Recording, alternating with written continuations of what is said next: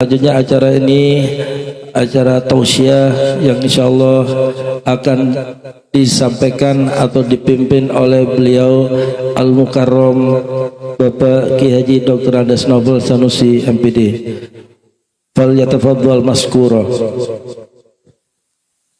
Allahumma sholli ala Muhammad.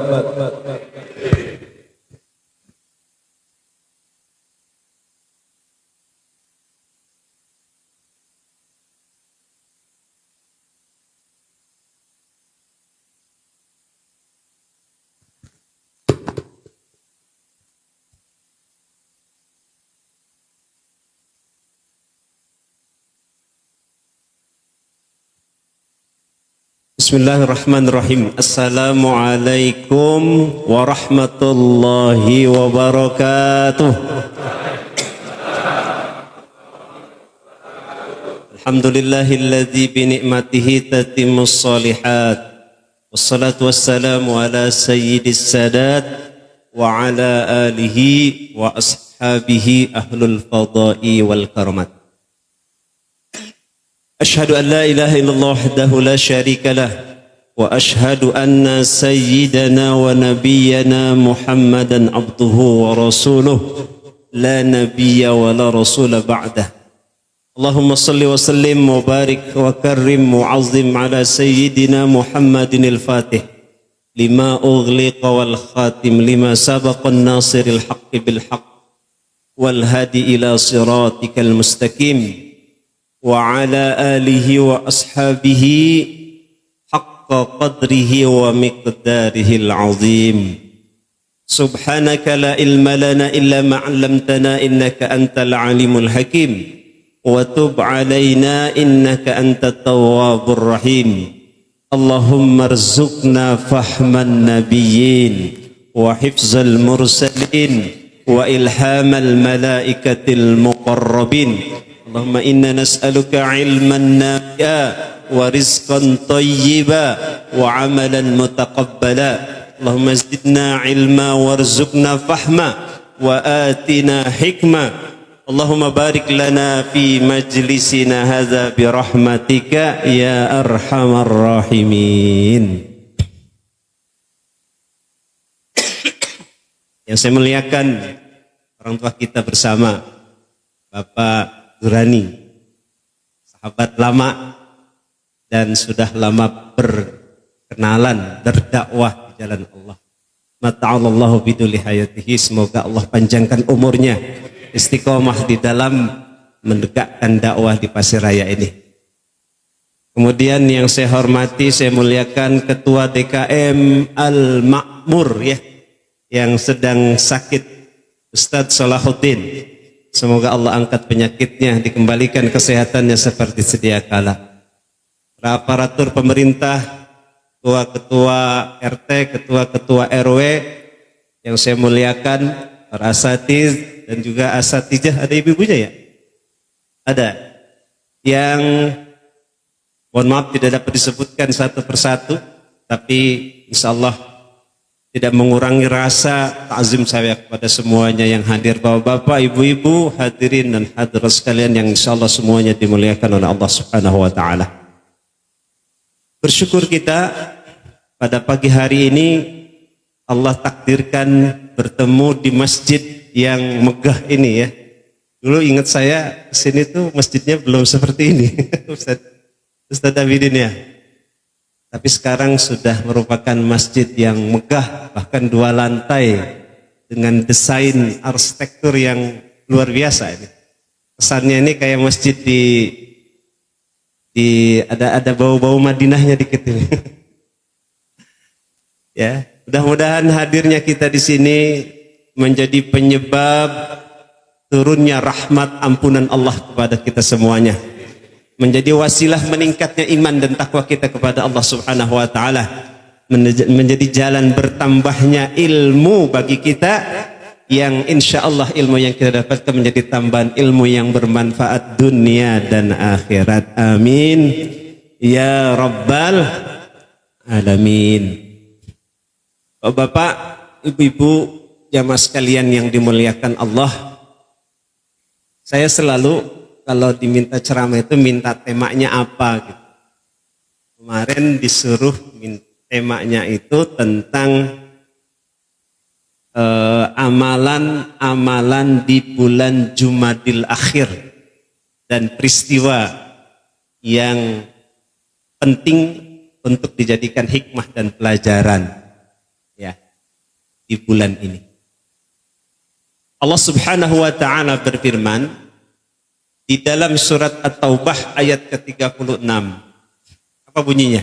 Oh, Bapak udah hafal semua, apalagi para asatiz ini. Inna iddatasy syuhur indallahi isna asar. Ya.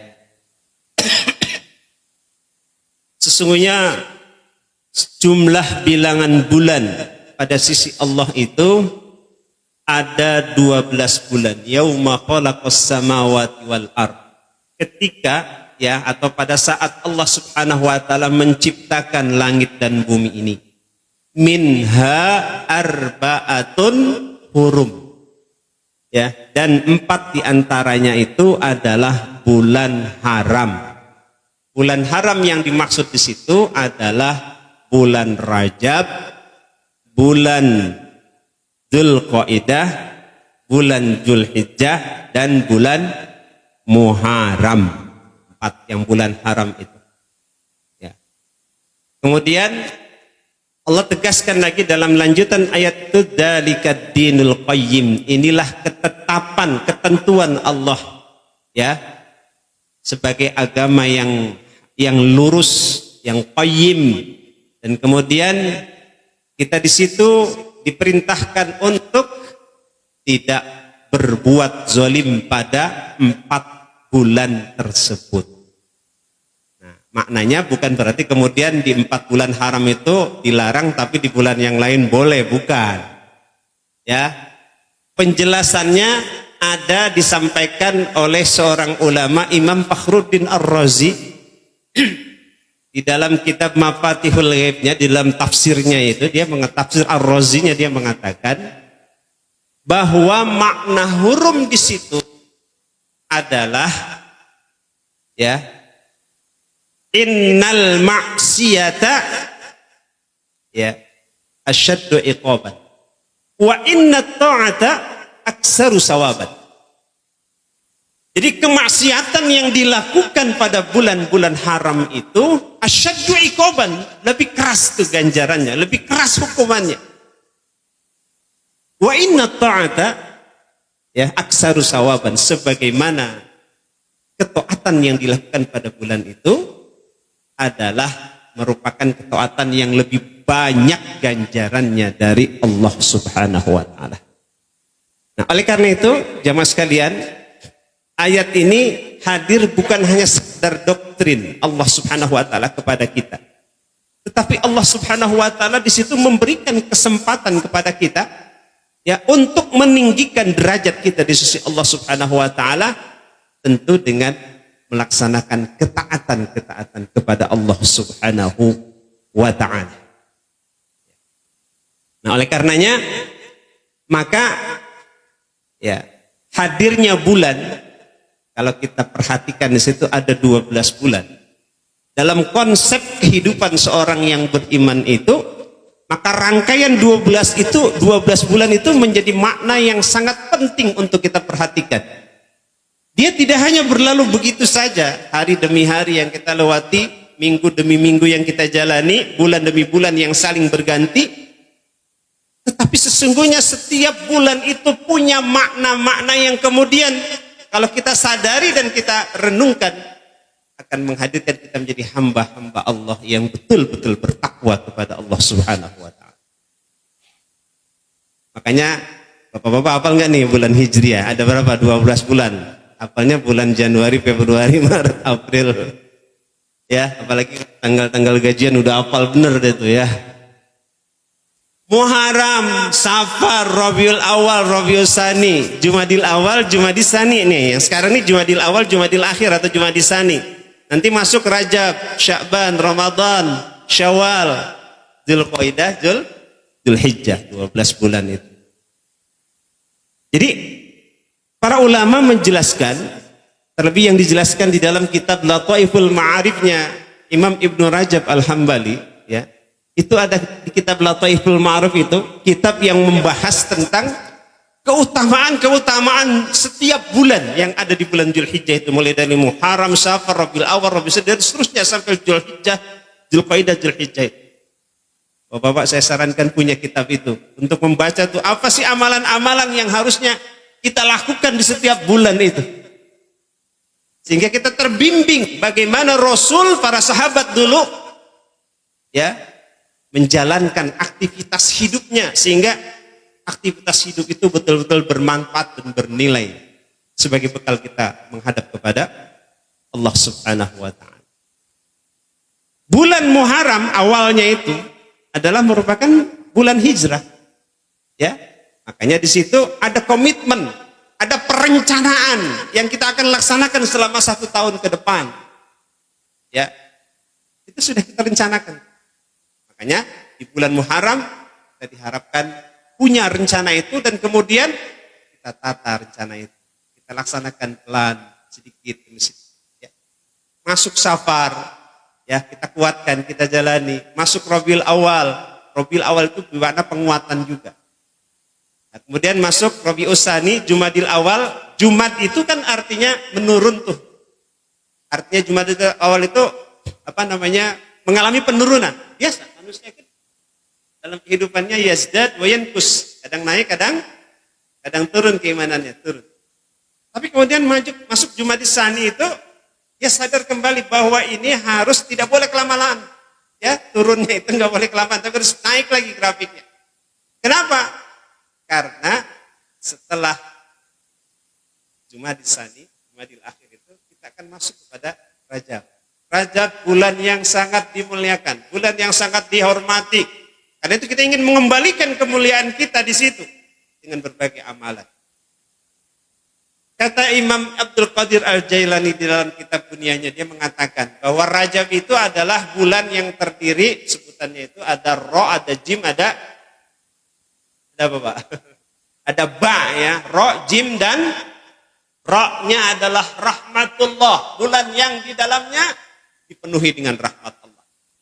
Jimnya adalah judullah, ya, kasih sayang Allah. Begitu luar biasa kasih sayang Allah turun pada bulan Rajab itu. Dan Ba-nya adalah birrullah. Birrullah itu artinya kebaikan-kebaikan dari Allah. Jadi sepanjang 30 hari lebih kurang di bulan Rajab itu, maka adalah hari-harinya dipenuhi dengan rahmatullah, dipenuhi dengan judullah, dipenuhi dengan birrullah. Ini itu adalah kesempatan yang harus kita tangkap. Dan persiapan untuk bisa menangkap itu, nih, Jumadil Akhir. Jumadil Akhir adalah pengkondisian diri kita agar kita bisa mencapai itu. Kalau di Rajabnya itu sudah bagus, nah nanti masuk Sya'ban. Sya'ban itu artinya hari-hari tenang, ya. Hari tenang, menyimpan beberapa perbekalan. Nanti masuk lagi Ramadan. Ramadan itu pembakaran. Dan Syawal peningkatan. Ya. Sehingga ulama mengatakan Rajab itu adalah Syahruz Zarqa, bulan tanam. Kalau Sya'ban, Syahruz Syaqa, ya, bulan menyiram. Sedangkan Ramadan adalah bulan Syahrul Hasad, bulan memanen. Jadi orang yang bisa memanen di Ramadan itu adalah orang yang biasa menyiram di bulan Sya'ban, amal-amal kebiasaan-kebiasaan dilakukan, dan tentu itu dimulai sebelumnya di bulan Rajab. Tanam dulu. Gak mungkin orang bisa memanen kalau kemudian dia gak menanam dan tidak menyiram apa yang ditanamnya.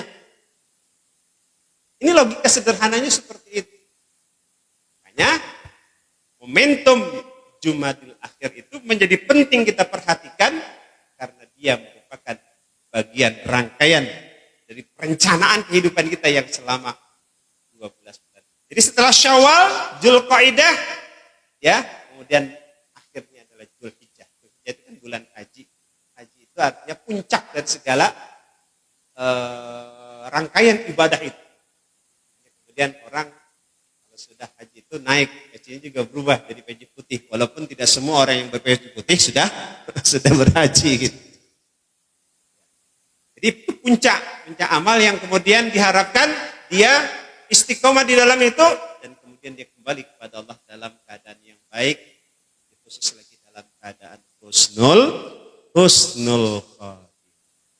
Jadi itu tuh rangkaian yang harus kita pahami. Sehingga kita harus pahami bahwa ya rangkaian 12 bulan itu sebenarnya bukan rangkaian begitu saja terjadi, tetapi setiap mukmin sejatinya memperhatikan betul rangkaian-rangkaian. Para ulama memang Rasulullah sendiri tidak menyebutkan amalan khusus yang harus dilakukan di bulan Jumadil Akhir seperti hanya pada bulan-bulan yang lain. Ya, seperti kalau di bulan-bulan haram itu kan amalan-amalan yang dilakukan di sana itu nilainya dilipat gandakan seperti tadi yang dikatakan oleh Imam Fakhruddin Ar-Razi. Atau di Ramadan ya, yang sunnah dinilai menjadi wajib, yang wajib dilipat gandakan dan seterusnya ada amalan puasa dan sebagainya. Kemudian di Dzulhijjah juga begitu, nanti ada puasa Arafah, puasa Tasu'a, bahkan ada haji. Di Jumadil Akhir sebenarnya tidak, tetapi bukan berarti kemudian kita belum ada amalan-amalan yang khusus nih. Nah, bukan tadi begitu. Justru di sini adalah warning, kesempatan kita memantapkan hati kita, jiwa kita untuk kemudian menyongsong bulan-bulan mulia yang sebentar lagi akan hadir menjumpai kita, yaitu Rajab, Sya'ban, apalagi kemudian Ramadan. Para salafun saleh, ya, para salafun saleh. Jadi kalau disebut salafun saleh itu berarti sahabat, tabi'in, tabi'ut tabi'in, generasi awal terbaik yang dikatakan oleh Rasulullah sebagai khairul quruni qarni. Sebaik-baik itu umat itu adalah pada masaku, kemudian setelahnya dan setelah. Nah, setelahnya di situ adalah sahabat, tabi'in, tabi'ut tabi'in. Jadi mereka setelah mereka selesai Ramadan itu ya 6 bulan setelah Ramadan itu mereka fokus untuk mengharapkan, berdoa kepada Allah Subhanahu wa taala agar Ramadannya diterima. Agar istiqomah. Makanya di antara doa yang sangat dianjurkan adalah apa? Ya muqallibal qulub, sabbit qalbi ala dinik. Wa ya musarrifal qulub, sarrif qulubana ala ta'at. Atau sarrif qalbi ala ta'at. Rabbana la tuzigh qulubana ba'da idh hadaitana wa hab lana min ladunka rahmatan innaka antal wahhab. Itu di antara doa-doa agar kita istiqomah dalam ketaatan kepada Allah Subhanahu wa taala. Jadi setelah 6 bulan itu berdoa, dan setelah 6 bulan berikutnya memasuki Ramadan lagi, apa doanya? Berharap agar dipertemukan dengan Ramadan.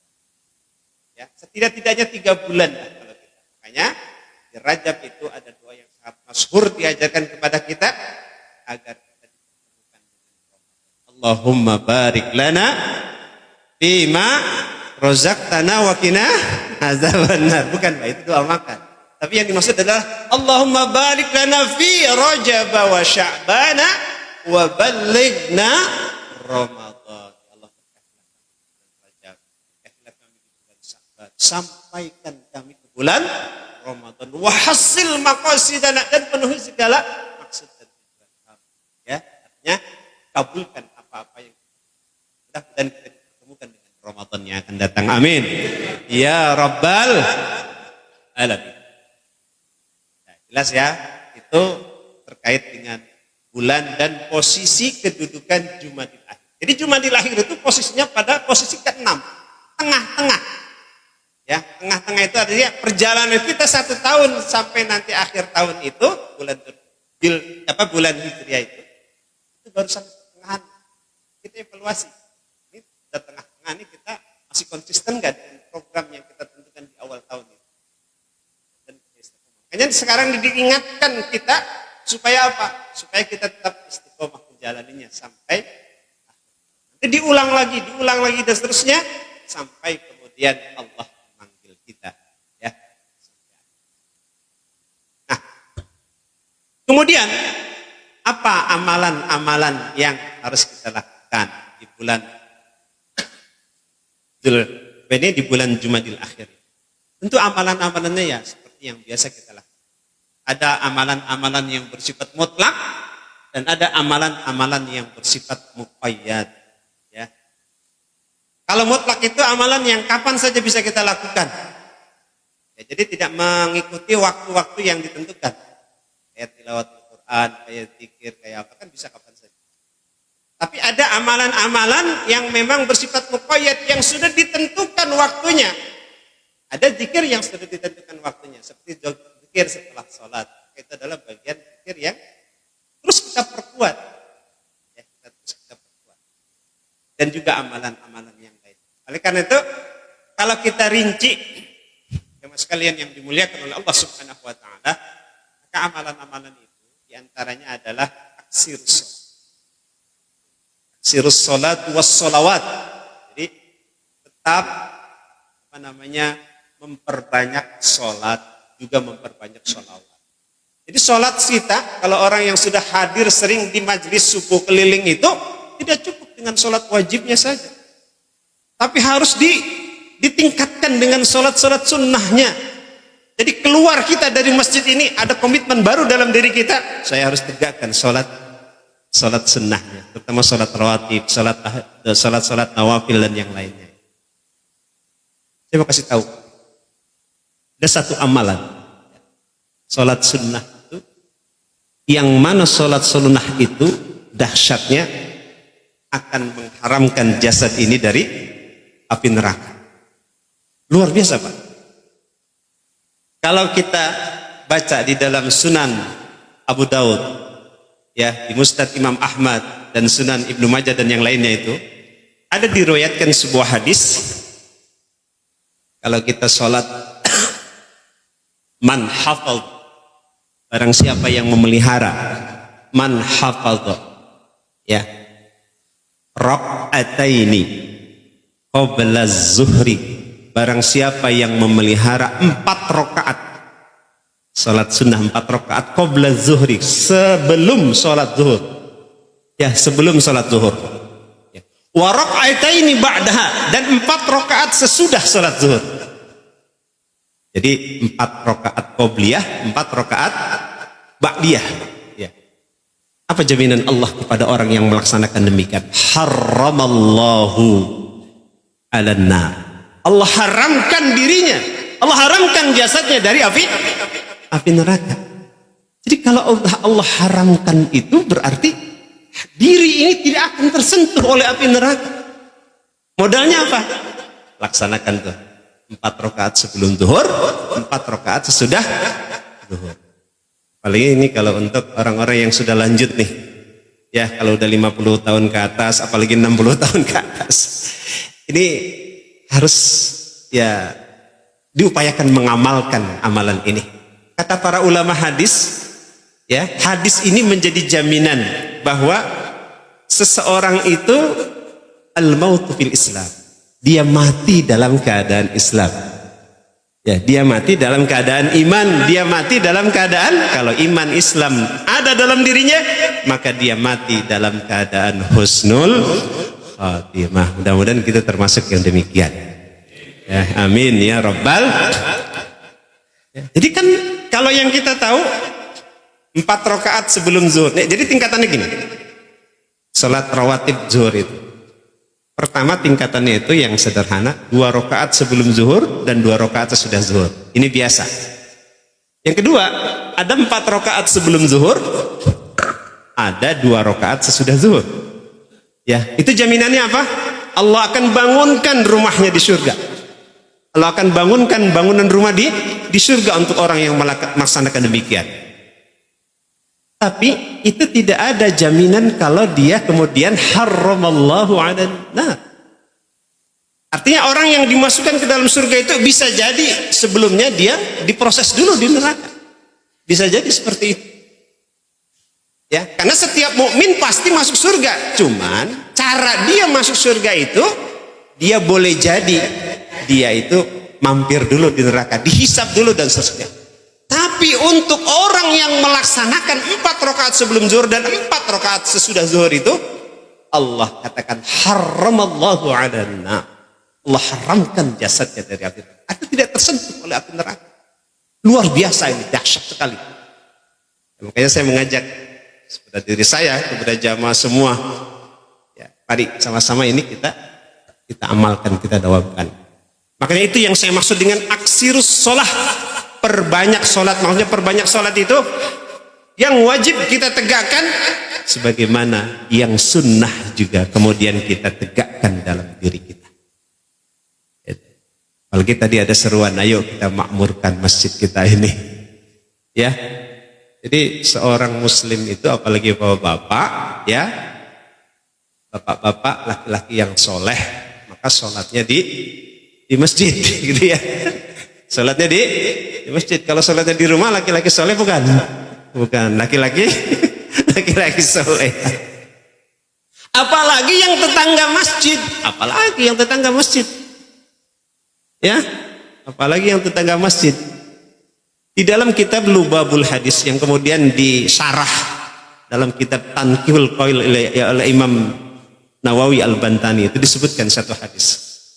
La salata li jaral masjid. Tidak dikatakan salat li jaral masjid, tetangga masjid, illa bil masjid, kecuali di masjid. Makanya hati-hati nih yang tetangga masjid. Tidak dikatakan sholat, ya, la sholata li jaral masjid, bagi tetangga masjid, illa fil masjid, kecuali di masjid. Maksudnya sholat berjamaah. Jadi tidak dikatakan sholat itu maksudnya tidak sempurna sholatnya kalau dia tidak di masjid, ya. Apalagi sudah subuh keliling, sudah putaran yang ke-54, ya. Ini harusnya udah melembaga tuh. Ya, jadi keluar dari sini nanti semangat lagi. Keluar setiap 2 minggu sekali dicas, ya, supaya lebih semangat. Ya, dari yang sudah ada ngajak lagi, dan memang begitu seharusnya.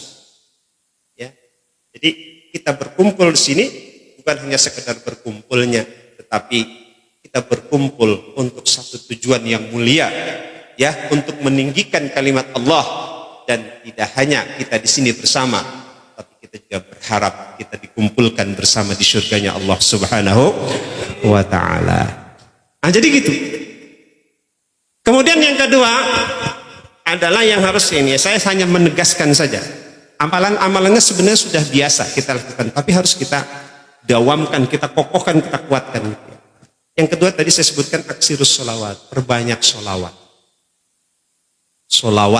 Salawat kepada Nabi kita Muhammad sallallahu alaihi wasallam, banyak salawatnya, tapi yang paling utama adalah salawat Allahumma sholli ala sayyidina Muhammad wa ala ali sayyidina Muhammad. Kalau mau kita sempurnakan tadi yang sudah kita baca, ya, salawat Ibrahimiyah kama shallaita ala sayyidina Ibrahim wa ali sayyidina Ibrahim, dan seterusnya fil alamina innaka Hamidum Majid. Terkait dengan salawat ini, jamaah sekalian, ada seorang sahabat namanya Ubay bin Ka'ab. Suatu hari dia bertanya kepada Rasulullah, ya Rasul, bagaimana sih saya bersalawat kepada engkau dalam doa-doa saya? Ya, masya, terserah engkau aja, ya, sekarapmu gitu. Karepmu, kata Rasulullah kepada Ubay bin Ka'ab itu. Ya, terserah saja. Bagaimana kalau saya dalam doa-doa saya itu saya bersalawat hanya setengah saja, seperempatnya saja? Ya nggak apa-apa, bagus. Tapi kalau kau tambah itu lebih bagus. Akhirnya dia tambah lagi. Bagaimana kalau setengahnya ya Rasulullah? Ya nggak apa-apa, masih terserah kamu aja, ya. Tapi kalau kau tambah lebih bagus lagi, ya, lebih bagus lagi. Terus bagaimana kalau 2/3 ya Rasulullah? Gak apa-apa, bagus, ya. Tapi kalau kau tambah lebih bagus, ya Rasul, bagaimana kalau semua doa-doa saya yang saya panjatkan itu hanya berisi tentang salawat saja? Kalau memang itu yang kamu lakukan, apa kata Rasulullah? Kapat hammaka wa yaghfiru dzambaka. Kalau kau lakukan semuanya itu, maka Allah akan mudahkan semua, akan memenuhi semua kebutuhanmu, dan akan mengampuni wa yaghfiru dzambaka, akan mengampuni dosa-dosa.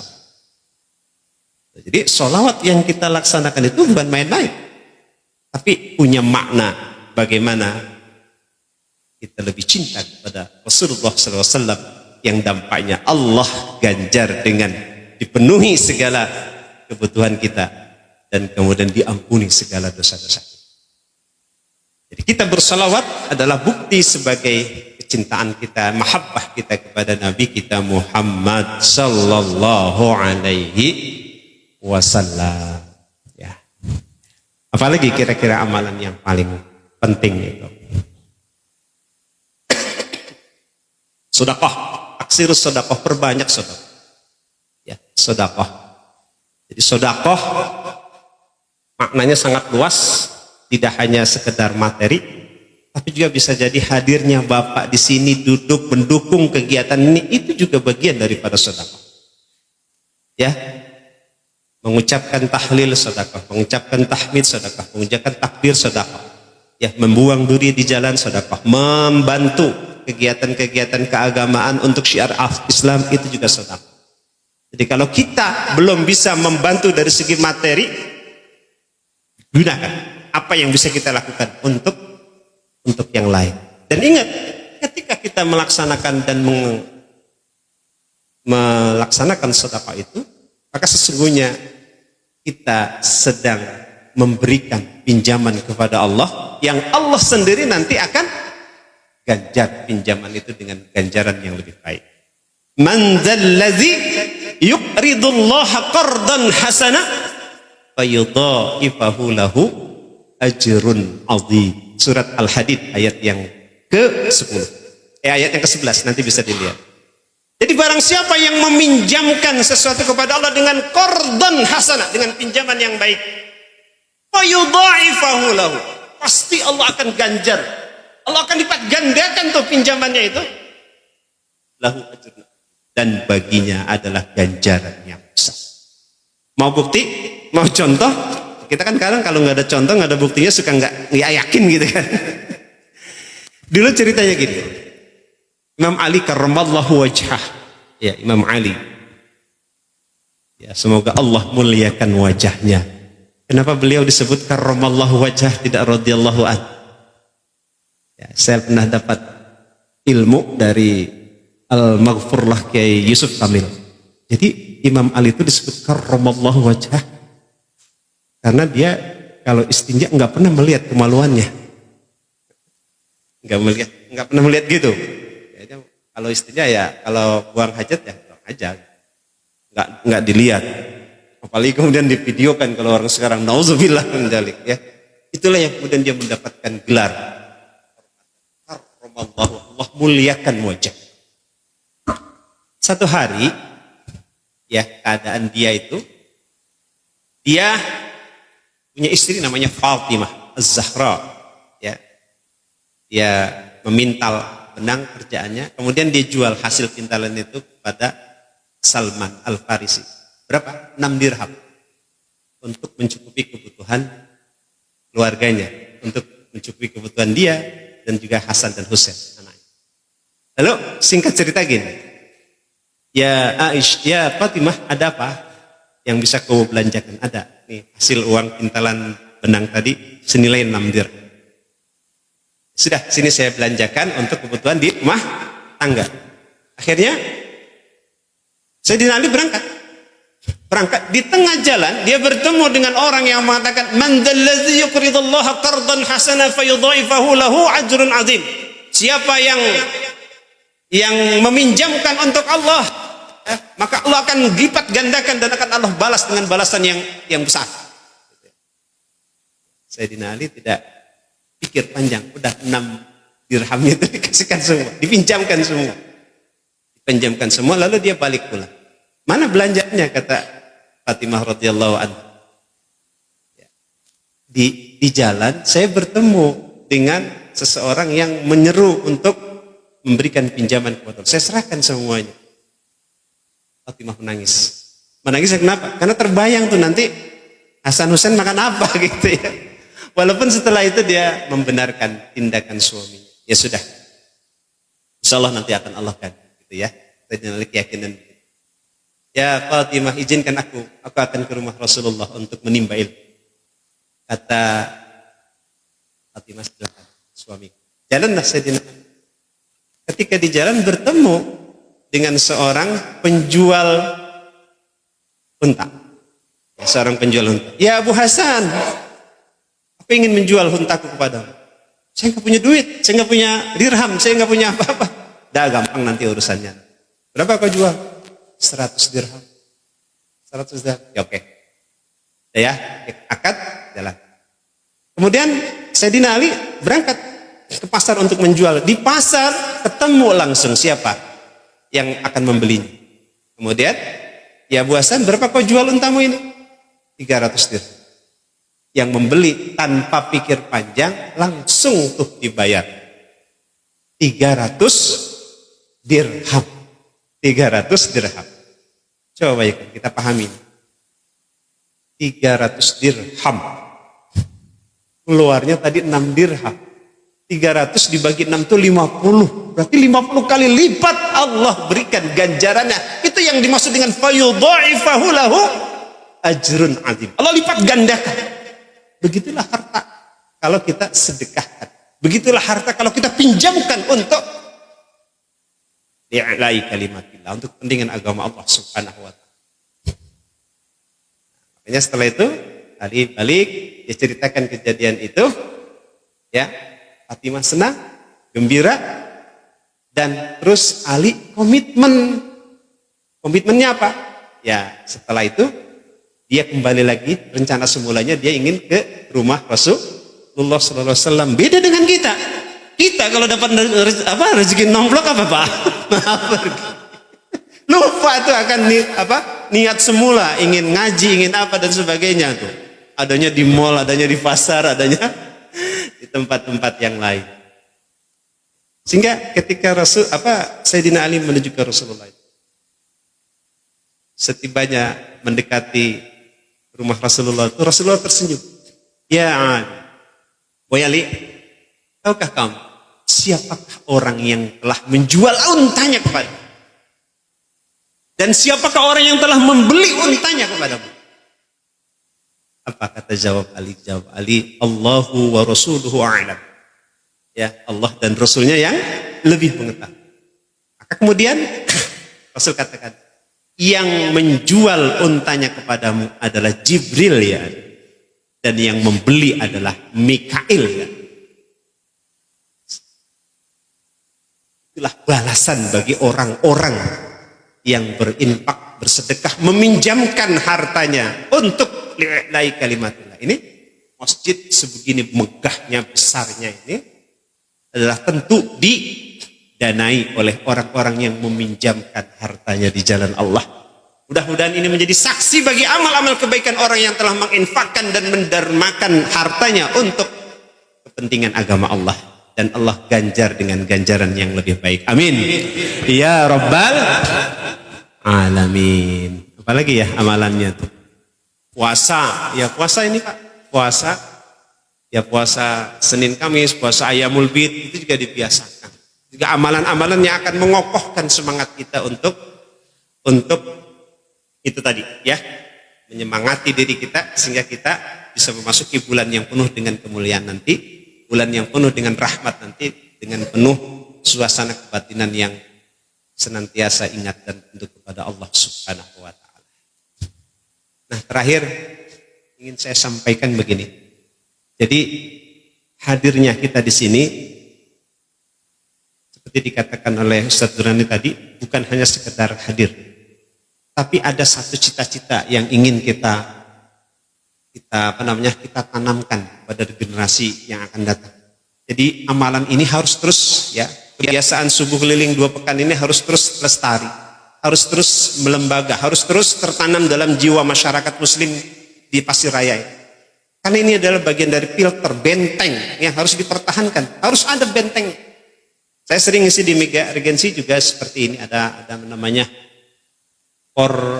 di FKSM ya, FKSM kalau di Mega Regency. Kalau di Cibarus ada Hamas, di sini ada FMMSP ya, Pasir Raya ya, Forum Silaturahmi masjid dan musola sepasir raya.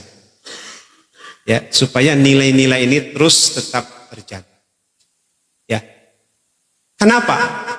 Kayak saya teringat dengan sebuah analisa Nabi kita Muhammad sallallahu alaihi wasallam yang memprediksi bahwa kata beliau, ya, yusiku, ya, ayati 'alan nasi zaman. Ayati 'alan nasi zaman. Akan datang suatu masa, ya, di mana la yabqa minal Islam illa ismu. Tidak ada yang tersisa dari Islam itu kecuali apa? Kecuali namanya. Wala yabqa minal Quran illa rasmuh. Tidak ada yang tersisa dari Al-Quran itu kecuali barisnya. Ya. Terjadi enggak sekarang? La yabqa minal Islam illa ismu. Tidak ada yang tersisa dari Islam kecuali namanya. Namanya Islam tapi kelakuannya jahiliyah. Kelakuannya Yahudi, kelakuannya dan sebagainya. Ya, banyak kejadian. Ya, namanya Ahmad tapi tukang mabok. Ya. Namanya siapa? Solihin misalnya. Tapi bukan mencerminkan orang yang Mohon maaf kalau ada yang disebut namanya yang solihin. Mohon maaf. Sekali lagi mohon maaf. Ini hanya kebetulan ambil contohnya saya. Ya, wa yabqa minal Quran illa rasmuh. Tidak tersisa dari Al-Quran itu kecuali apa? Kecuali barisnya. Maksudnya orang tidak lagi menjadikan Al-Quran sebagai the way of life, sebagai hudan, ya, sebagai petunjuk di dalam kehidupannya. Tidak mau diatur dengan aturan-aturan yang telah digariskan Allah di dalam Al-Quran. Ya, padahal Al-Quran sudah begitu banyak dicetak dan sebagainya, tapi itu tidak menjamin. Nah, ini nggak boleh. Jadi hadirnya FKMMSP itu adalah dalam rangka membenteng itu, jemaah sekalian. Ini yang harus sama-sama kita samakan nih frekuensinya, visinya. Jadi bukan hanya sekedar hadir, tapi kita ingin menjaga itu. Terus apalagi yang paling penting kata Rasulullah dalam prediksinya itu? Wa masajiduhum amiratun wa hiya kharabun minal huda. Ya, nanti akan datang suatu masa di mana masjid-masjid itu dibangun dengan megah. Saya katakan dengan desain arsitektur yang baik. Wa hiya kharabun minal huda, tetapi di dalamnya jauh dari hidayah Allah. Nauzubillah min dzalik. Ini enggak boleh terjadi sama Masjid Al-Makmur kita ini. Termasuk juga masjid jami kita, enggak boleh sampai terjadi masjidnya bagus tapi di dalamnya jauh dari hidayah Allah. Jadi masjid ribut mulu masjid itu. Ribut antar pengurusnya, ribut ininya, itunya dan sebagainya. Enggak boleh. Kalau ribut terus kapan ini mau makmur masjidnya? Kapan itu? Makanya fungsi-fungsi masjid itu kan ada 3. Pertama, masjid itu sebagai sarana ibadah. Ya, yang kedua sebagai sarana pembinaan umat. Nah, ini bagian dari pembinaan umat. Dan yang ketiga adalah masjid sebagai sarana sosial. Makanya nanti dari hasil kita ngumpul-ngumpul di sini ada muzakarah, ada sebagainya itu, nanti lahir keinginan untuk memperhatikan saudara-saudara kita yang kurang, doa apa dan sebagainya. Bahkan bila perlu kita mungkin bisa melintas kepada perhatian kita terhadap saudara-saudara kita yang muslim yang terzolimi seperti di Palestina, di Sudan, di Suriah.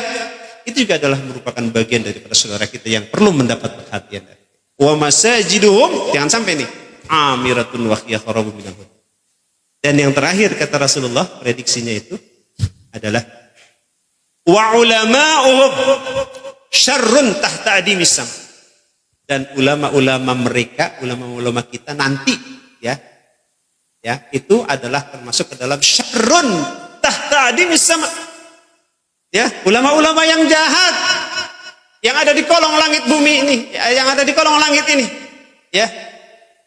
Indahu takhrujul fitan, darinya keluar fitnah. Jadi dari mulutnya itu fitnah. Itulah yang disebut dengan ulama su. Yang kemudian fitnahnya itu wa fihim ta'udu, dia kembali kepada dia sendiri. Terjadi enggak sekarang? Banyak enggak ulama yang seperti itu?